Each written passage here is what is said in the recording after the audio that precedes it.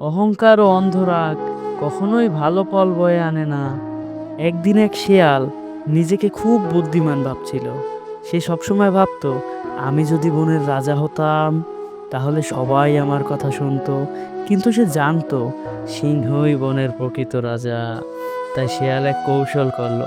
সে সিংহের কাছে গিয়ে বলল, রাজা, তুমি তো অনেক বড় এবং শক্তিশালী, কিন্তু তুমি কি জানো অন্য এক বনে আরেকটা সিংহ এসেছে যে তোমার থেকেও বড় এবং শক্তিশালী? সিংহ রেগে গিয়ে বলল, কে সে? কোথায় থাকে? শিয়াল বলল, চলো তোমাকে দেখিয়ে দিই।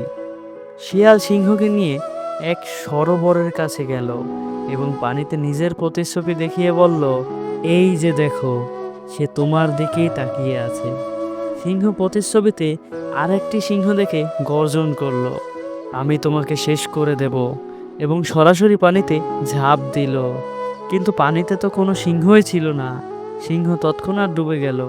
শিয়াল দাঁড়িয়ে হেসে বলল, বুদ্ধি থাকলেই রাজা হওয়া যায়, শুধু শক্তি থাকলেই নয়।